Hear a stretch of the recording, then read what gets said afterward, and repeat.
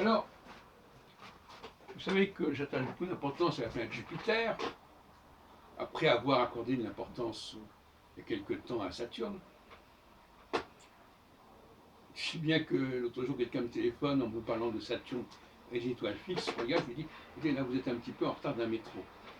Oui. Bah oui, il se trouve que moi-même, au cours de ma longue carrière de chercheur, j'ai envisagé plusieurs modèles successifs. Voilà. Et j'en ai parlé. Et donc, tout ce qui milite en faveur de Jupiter, voilà ce dont il va être question dans cette vidéo. Et je partirai. Alors, je répète encore, moi, voilà, par exemple, l'importance du nombre 12, c'est typiquement jupitérien. Alors, ça peut aussi être lié à la Lune, dont les conjonctions se reproduisent environ 12 fois dans l'année. Mais ça peut être aussi lié aux 12 années nécessaires au cycle de Jupiter.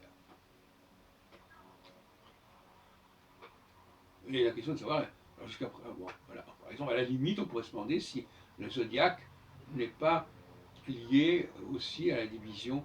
Parce qu'en fin de compte, si le zodiaque n'est pas lié à la division en 12 du cycle de Jupiter, plutôt qu'à un critère lunaire, par exemple, ou semi-lunaire. Une question qu'on peut se poser. Je rappelle qu'en astrologie chinoise, il faut 12 ans pour que l'on revienne au même signe annuel. Hein. Donc c'est l'astrologie jupitérienne.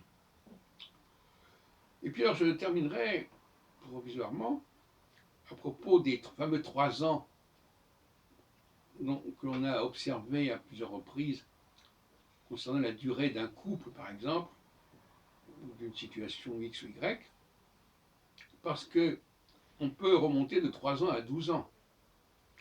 Si une phase est de 3 ans, et si on considère que la structure cyclique est quadruple, c'est-à-dire qu'elle comporte toujours 4 temps, en quelque sorte,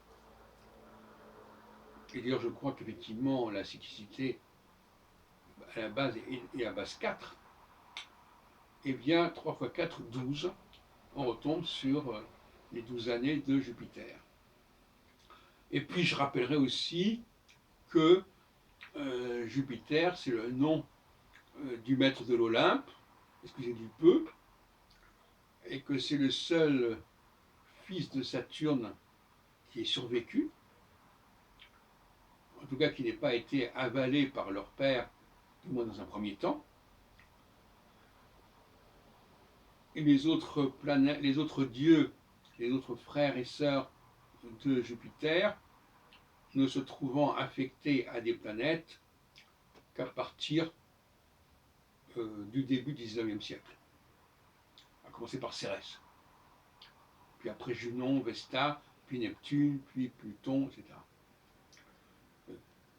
Donc, il y a beaucoup de choses qui militent en faveur de Jupiter.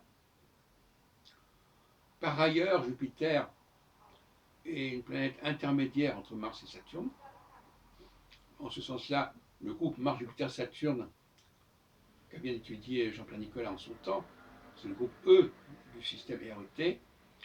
Le centre du groupe Jupiter-Saturne, c'est évidemment Jupiter, qui est intermédiaire entre la vitesse de révolution de Saturne et la vitesse de révolution de Mars, ou de Cérès éventuellement, si on chipote là-dessus, au regard de la loi de Bode.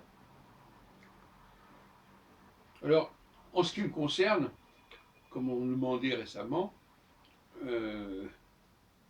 j'ai Jupiter conjoint au Soleil,